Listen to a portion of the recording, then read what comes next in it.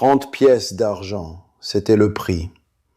Ce nombre n'était pas le fruit du hasard, c'était la somme exacte que la loi de Moïse établissait comme compensation minimale lorsque votre bœuf tuait accidentellement le serviteur de quelqu'un.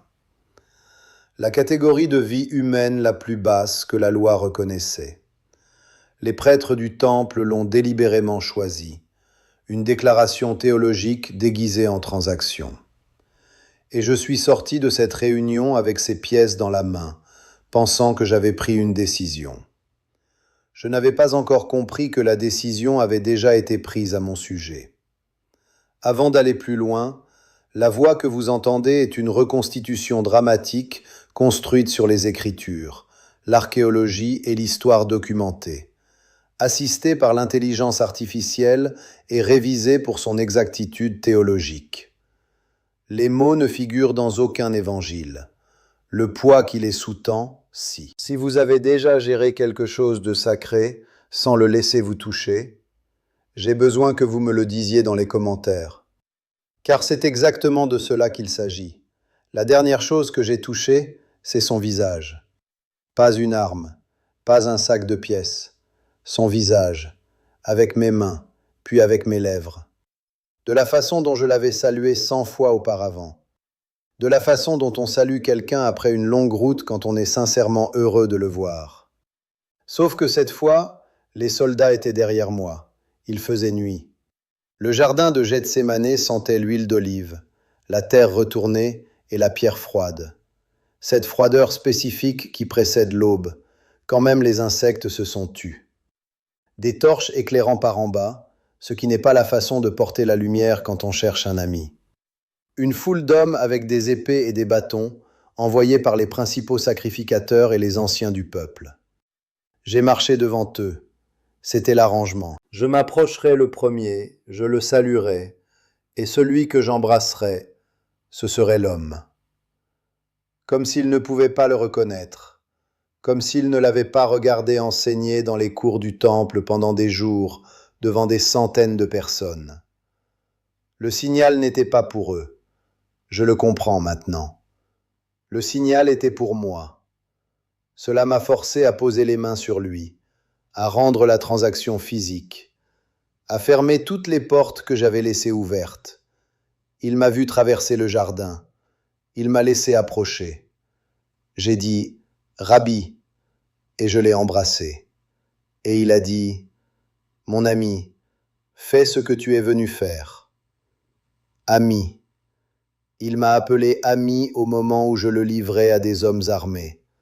Pas traître. Pas le nom de ce que je venais de faire. Ami. De la façon dont on dit quelque chose quand on a décidé que c'est vrai, peu importe ce qui se passe ensuite. Je ne pouvais pas lui répondre. Je n'avais rien préparé pour ce mot. Mais si vous pensez que cette histoire commence dans ce jardin, si vous pensez que l'homme qui est entré à Gethsémané avec des soldats était le même homme que Jésus a choisi 3 ans plus tôt, la structure entière de ce qui s'est passé vous échappe. Et vous partirez en pensant que c'est une histoire sur quelqu'un d'autre. Remontez plus loin. Jésus a passé une nuit entière en prière avant de nous choisir. Pas 1 heure. Toute la nuit, seul sur une montagne, à demander. Et à l'aube, il est descendu et a appelé 12 hommes par leur nom. Mon nom était sur cette liste. Il savait ce qu'il choisissait. C'est le fait qui ne m'a jamais quitté. Il a veillé toute la nuit, quoi qu'il ait demandé dans ces heures sombres, et la réponse qui est revenue à l'aube incluait Judas Iscariote. Je n'étais pas un accident de proximité. J'ai été choisi par mon nom après une nuit de prière. Vous avez le droit de lutter avec ça. Je le fais encore. On nous a donné l'autorité, un pouvoir transféré d'une personne à une autre, pour guérir les malades, pour ressusciter les morts, pour purifier les lépreux, pour chasser les démons. Je suis entré dans des villages que je n'avais jamais vus. J'ai imposé les mains à des personnes qui souffraient et elles ont guéri. Le soir, je m'asseyais avec les autres, quand le feu était bas et la conversation lente et bonne, que nous étions fatigués d'avoir marché et que nous croyions en ce que nous faisions. J'étais là pour tout ça, et je gardais l'argent. Cela a plus d'importance que les gens ne le réalisent. Le groupe avait une caisse commune, des dépenses partagées, des provisions, des dons pour les nécessiteux. Jésus aurait pu en confier la responsabilité à Pierre, à Matthieu, l'ancien collecteur d'impôts qui comprenait la comptabilité romaine. Il me l'a donné à moi. Chaque pièce qui circulait dans ce groupe passait d'abord entre mes mains. Il était un voleur. Pas, il est devenu un voleur. Il l'était au présent continu. Tout en guérissant les malades au nom de Jésus, tout en s'asseyant près de ses feux, tout en regardant Lazare sortir d'un tombeau scellé, enveloppé dans des draps mortuaires. L'argent bougeait, pas assez pour s'en apercevoir, assez pour entretenir l'habitude, assez pour que l'habitude ressemble à un droit. C'est ce qui pourrissait avant que quoi que ce soit d'autre n'arrive. Il y a une scène qu'aucun sermon que j'ai jamais entendu ne s'arrête pour examiner. Je pense que c'est la charnière de tout. Béthanie, 6 jours avant la Pâque. La maison de Simon, un homme que Jésus avait guéri. Marie était là, la sœur de Lazare. Elle est entrée avec un vase d'albâtre. L'odeur a atteint la pièce avant que quiconque ne comprenne ce qu'elle faisait. Du nard pur, importé, scellé dans la pierre car l'air le dégrade. 300 deniers. 12 mois de travail d'un ouvrier dans un seul récipient. Elle a brisé le vase et l'a versé sur ses pieds, puis elle a essuyé ses pieds avec ses cheveux, et le parfum s'est répandu dans toute la pièce immédiatement, de la façon dont les choses immenses s'annoncent toujours sans demander la permission. Il y a eu un moment où personne n'a parlé, et puis j'ai parlé. Pourquoi cela n'a-t-il pas été vendu et donné aux pauvres ? 300 deniers, cela aurait aidé beaucoup de gens. C'était une question raisonnable. C'était exactement ce qu'un trésorier responsable devrait soulever. J'ai ressenti une véritable conviction en le disant. C'était aussi un mensonge. Il ne disait pas cela parce qu'il se souciait des pauvres, mais parce qu'il était un voleur. Comme il tenait la bourse, il prenait ce qu'on y mettait. Le voilà, nommé. L'indignation que j'ai ressentie en regardant 300 deniers se dissoudre en parfum sur un sol de pierre, ce n'était pas de l'indignation morale. C'était le réflexe d'un homme regardant des ressources qu'il avait mentalement catégorisées, aller quelque part où il ne pouvait pas les atteindre. Ma droiture était arithmétique. Mon souci pour les pauvres était une habitude que j'avais empruntée de ma proximité avec Jésus, sans examiner ce qu'il m'en coûtait de la maintenir. Jésus m'a répondu devant tout le monde. Il a dit « Laisse-la tranquille. Elle a gardé cela pour le jour de ma sépulture. Les pauvres, vous les aurez toujours avec vous, mais moi, vous ne m'aurez pas toujours. » Sépulture, 6 jours avant la Pâque. Il l'a dit au présent. Et il a regardé, je n'ai jamais su qui il regardait quand il a dit cela. La pièce, Marie.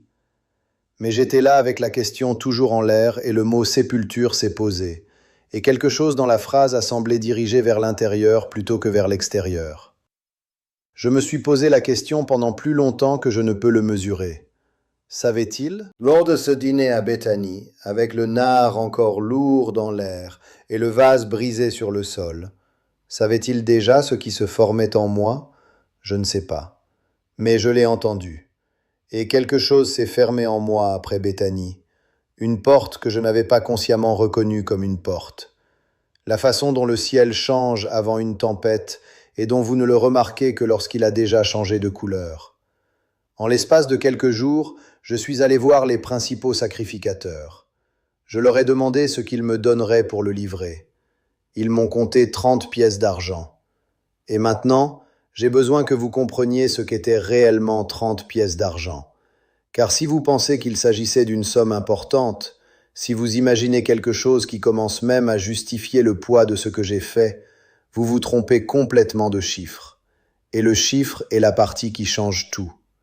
30 pièces d'argent. Dites-le lentement. Laissez le nombre s'installer. Dans le livre de l'Exode, Moïse a établi la compensation légale en cas de mort accidentelle. Plus précisément, le paiement minimum dû lorsque votre bœuf a encorné l'esclave d'un autre homme. Pas une personne de haut rang, pas un citoyen, un esclave. La catégorie de vie humaine la plus basse reconnue par la loi. Ce paiement était de 30 cycles d'argent. C'était l'offre sur la table. Les principaux sacrificateurs n'ont pas donné ce chiffre par hasard. C'étaient des érudits du temple. Ils connaissaient chaque couche du texte comme un chirurgien connaît l'anatomie. Lorsqu'ils ont compté 30 pièces d'argent, ils faisaient une déclaration théologique avant même que le procès ne commence. Cet homme vaut l'indemnité légale minimale pour un esclave mort. Voilà ce à quoi nous évaluons sa vie. Et je l'ai accepté.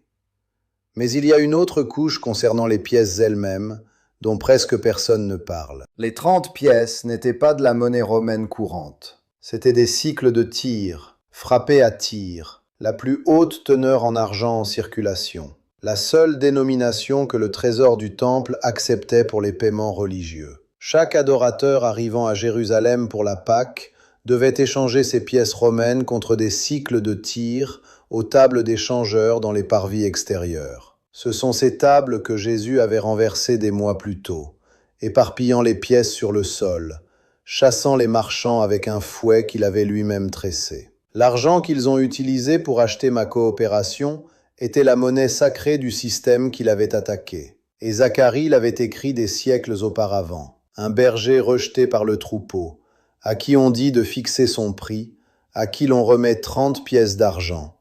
Et Dieu dit, c'est là le beau prix auquel ils m'ont estimé. Jette-le au potier, dans la maison du Seigneur. Le potier, la maison du Seigneur. J'y reviendrai. Il y a 4 jours entre la rencontre avec les prêtres et le repas de la Pâque.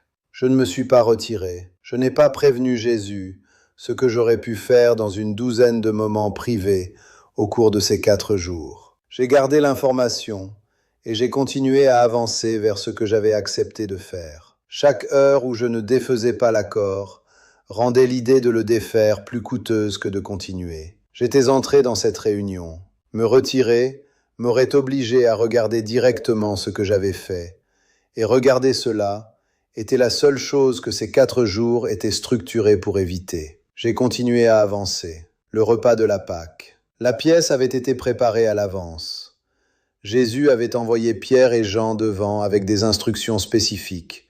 Une chambre haute meublée, tout était prêt. Au moment où le reste d'entre nous est arrivé, les lampes étaient allumées, l'agneau avait été égorgé, les herbes amères étaient sur la table. 13 hommes dans un espace qui sentait la viande rôtie et le vin, et la tension particulière d'un groupe qui peut sentir que quelque chose ne va pas sans pouvoir le nommer. Jésus a pris sa place. Nous nous sommes inclinés autour de lui sur notre côté gauche, comme le font les hommes libres à la Pâque, non comme des esclaves. Puis il l'a dit. « En vérité, je vous le dis, l'un de vous me trahira, un qui mange avec moi. » La pièce s'est fracturée en paniques individuelles, un par un. Ce n'est sûrement pas moi, ce n'est sûrement pas moi. Pierre a fait signe à Jean, qui était le plus proche de Jésus, de demander de qui il s'agissait. Jean s'est penché. Jésus a répondu doucement. C'est celui à qui je donnerai ce morceau de pain après l'avoir trempé. Il a trempé le pain. Il l'a tendu. À moi. Il m'a regardé quand il me l'a tendu. Je sais ce que j'ai vu dans ce regard. Je l'ai repassé dans ma tête plus de fois que je ne peux le compter. Ce n'était pas de la condamnation. Ce n'était pas le visage de quelqu'un qui prononce un jugement. C'était quelque chose de plus difficile à porter que n'importe lequel de ces deux. Le regard de quelqu'un qui tend quelque chose pour la dernière fois, pleinement conscient que cela sera refusé, et qui le tend quand même. Il a dit « Ce que tu vas faire, fais-le vite ». Personne d'autre n'a compris. Ils ont supposé que j'étais envoyé faire une course, pour acheter ce qui était nécessaire pour la fête ou pour donner quelque chose aux pauvres. Lui seul et moi savions ce que l'instruction signifiait. J'ai pris le pain. Je me suis levé, je suis parti, et il faisait nuit. Le jardin n'était pas loin. 20 minutes de marche à travers des rues bondées de pèlerins de la Pâque. J'avais dit au prêtre où le trouver, non pas une adresse, mais un schéma. Je connaissais ses habitudes. Il allait souvent à Gethsémane. C'est le genre de connaissances qui s'accumulent au bout de 3 ans à marcher aux côtés de quelqu'un. Les choses que nous savons sur les personnes dont nous sommes proches peuvent être utilisées de bien des façons.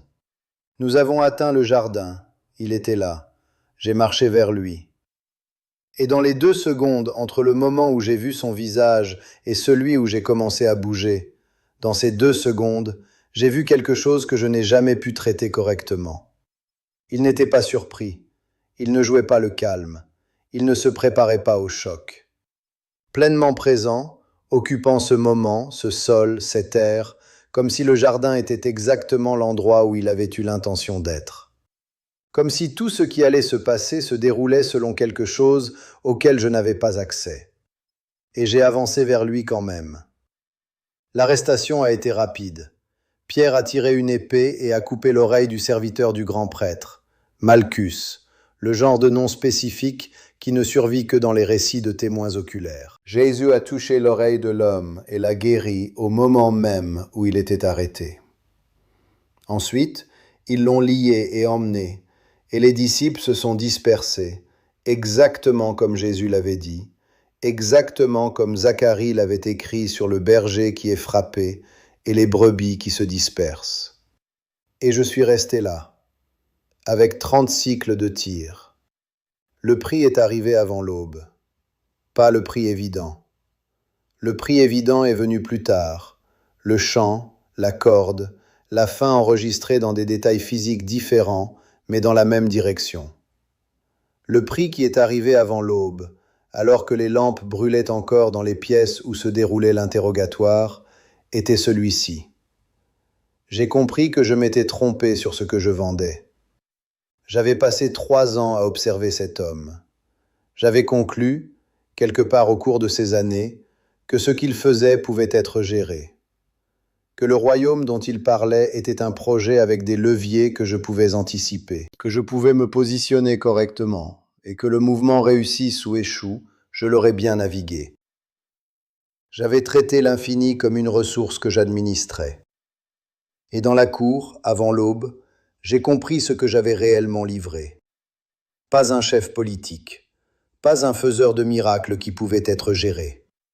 Quelque chose pour lequel je n'avais aucune catégorie, et mon absence de catégorie m'avait coûté la seule chose que j'avais gérée sans réaliser qu'elle était à moi de perdre. Le lendemain matin, je suis retourné voir les prêtres. J'ai jeté les 30 pièces d'argent dans le temple. J'ai dit, j'ai péché, j'ai trahi le sang innocent. Ils ont dit, que nous importe, c'est ton affaire. 30 pièces d'argent de tir, éparpillées sur le sol du temple. La monnaie sacrée de la maison de Dieu, gisant sur les pierres, intouchable. Parce que même les hommes qui avaient autorisé le paiement ne pouvaient pas remettre le prix du sang dans le trésor. Ils l'ont plutôt utilisé pour acheter un champ à un potier, pour y enterrer les étrangers. Le potier, la maison du Seigneur. Tout ce que Zacharie avait écrit s'est joué dans la séquence où il l'avait écrit, en utilisant les personnes qui avaient mémorisé Zacharie pour le faire. J'avais été depuis le début un détail dans une histoire que je croyais gérer.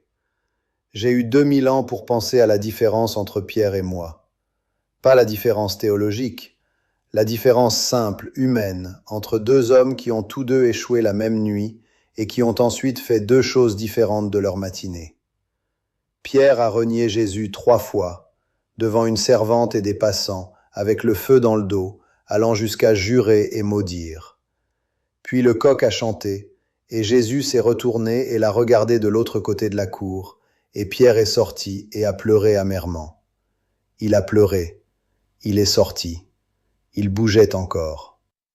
Je suis allé voir les prêtres, j'ai jeté l'argent, j'ai dit ce que j'ai dit. Et puis je suis allé dans un champ et je ne suis pas revenu. La différence n'était pas dans l'ampleur de l'échec. Les 3 reniements de Pierre n'étaient pas moindres que ma trahison. L'homme qui l'a renié était le même homme que j'ai vendu, et Pierre avait été mieux averti. Jésus lui avait dit directement, « Avant que le coq chante, tu me renieras 3 fois. » Il a été prévenu et a échoué quand même. Il a échoué avec toutes les informations. La différence a été la conclusion que chacun de nous a tirée de ce qu'il avait fait. Pierre a conclu, « J'ai échoué. J'ai besoin d'y retourner. » J'ai conclu, ce que j'ai fait est trop grand pour y survivre. Il n'y a pas de retour. Et cette conclusion, non pas la trahison, mais le verdict que j'ai rendu sur moi-même après la trahison, c'est la chose que je ne peux pas défendre. Parce que j'avais vu Jésus ressusciter un homme mort depuis 4 jours. J'étais là quand Lazare est sorti d'un tombeau scellé, encore enveloppé de bandelettes, clignant des yeux à la lumière de l'après-midi. J'avais vu de mes propres yeux ce que cet homme faisait avec les choses qui étaient terminées, et j'ai décidé que ma situation le dépassait. C'est à cet endroit précis que j'ai fait fausse route. Pas à Béthanie, pas lors de la réunion avec les prêtres, pas dans le jardin, ici, dans l'écart entre le fait de ressentir du remords et de choisir ce qu'il faut en faire, j'ai décidé que la personne qui pouvait restaurer les morts ne pouvait pas atteindre ce que j'avais fait. Je me suis exempté de la seule chose que je l'avais vu faire systématiquement. J'ai choisi une fin avant qu'il ne puisse en offrir une. La vérité à laquelle il m'a fallu toute la durée de ce récit pour arriver n'est pas une morale sur la trahison. C'est quelque chose de plus particulier et de plus inconfortable que cela. La proximité n'est pas la même chose que l'abandon. J'ai été proche de Jésus pendant 3 ans, de la même manière que l'on peut être près du feu et rester froid. Non pas parce que le feu est insuffisant, mais parce que vous avez appris à vous tenir assez près pour le voir, sans le laisser vous toucher. J'ai administré les ressources d'un mouvement auquel je n'ai jamais pleinement adhéré. J'ai accompli ses œuvres. J'ai habité son langage. J'étais, selon toute mesure extérieure, un participant engagé. Et je maintenais, sous tout cela, un compte séparé, un registre privé où je faisais le suivi de ce que le mouvement me coûtait par rapport à ce que j'en retirais, où je surveillais l'écart entre ce que Jésus promettait et ce que je voyais arriver, où je gardais l'option de sortie tranquillement disponible, de la même façon que l'on garde déverrouillée une porte qu'on se dit qu'on n'utilisera jamais. Ce compte privé est ce que l'argent représentait vraiment, pas les 30 pièces. L'habitude de tout traiter, y compris ce qui était sacré, comme une ressource que j'étais autorisé à évaluer et à réorienter. Le vol n'était pas la corruption, c'était le symptôme. La corruption, c'était la posture. Toujours l'administrateur, jamais le destinataire. Toujours celui qui tenait le sac, qui décidait où les choses allaient. Jamais celui qui posait tout et disait « Je ne sais pas ce que c'est, mais je suis dedans maintenant et je ne gère plus ça ». Pierre a tout lâché dans une cour en pleine panique, et cela ressemblait à un échec. Et Jésus a bâti l'Église sur cette fondation. J'ai gardé le sac entre mes mains jusqu'à la fin. Vous n'avez pas besoin d'avoir livré quelqu'un à des soldats dans un jardin la nuit pour reconnaître ce que je décris. Vous savez à quoi cela ressemble d'être adjacent à quelque chose de vrai sans le laisser vous changer. Vous vous êtes assis dans des salles, des offices, des conversations avec des gens vivant clairement à partir d'un endroit auquel vous ne pouviez pas accéder. Et vous avez observé ce qu'ils avaient sans avancer vers cela. Parce qu'avancer vers cela exigerait de poser quelque chose que vous teniez. Et ce que vous teniez, c'était la version de vous-même qui savait comment évaluer les situations, gérer l'exposition, tenir le registre. La personne qui se porte volontaire parce que ça fait bien et qui prend une petite part du processus. L'étudiant en théologie qui peut débattre de toutes les positions sur la grâce et qui ne l'a jamais senti atterrir.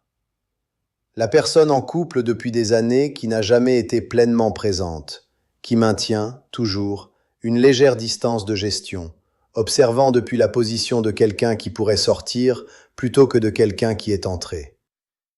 Le leader qui peut émouvoir les foules et qui ne peut pas être ému. La possibilité effrayante n'est pas que Judas ait été singulièrement mauvais, c'est que Judas était inhabituellement doué. Il a géré la proximité de la sainteté sans contamination pendant 3 ans. Cela demande une sorte de discipline spécifique, la discipline de se maintenir au niveau administratif, ne permettant jamais de descendre dans la chose elle-même. La plupart d'entre nous pratiquons cette discipline dans des pièces plus petites, mais la structure est la même. Les 30 pièces n'étaient pas la tentation. Les 30 pièces étaient la preuve que la véritable transaction avait déjà eu lieu bien avant, quand j'ai décidé que ce qui passait entre mes mains n'avait pas besoin de passer à travers moi. Le mot pour ce que j'ai ressenti quand j'ai rendu l'argent est métamélomai en grec, les remords. Pas le même mot que métanoïa, la repentance, la transformation. Ils semblent identiques de l'intérieur. Ils produisent des résultats complètement différents. Métamelomai dit « Je ressens le poids de ce que j'ai fait ». Métanoïa dit « Je ressens le poids et je vais vers la seule personne qui peut y faire quelque chose. J'ai ressenti le poids. J'ai rendu mon verdict. J'ai fermé le compte. Pierre a ressenti le poids et il a couru vers un tombeau scellé le dimanche matin. La prochaine figure de cette série porte un type d'échec différent, plus silencieux, plus patient, habillé entièrement de droiture. Pas de jardin, pas de soldats, pas de pièces que l'on puisse compter. Juste une lente érosion de l'intérieur, chez un homme à qui Dieu avait confié plus qu'à presque n'importe qui de sa génération. Avant que ce récit ne commence, je veux vous demander quelque chose. Pas sur moi, sur vous. Y a-t-il quelque chose que vous administrez en ce moment et que vous étiez censé recevoir? Il y a une section de commentaires sous cette vidéo. Les personnes qui ont lu jusqu'ici sont le genre de personnes avec lesquelles il vaut la peine d'être honnête. Si vous voyez ce que je veux dire, vous le savez déjà.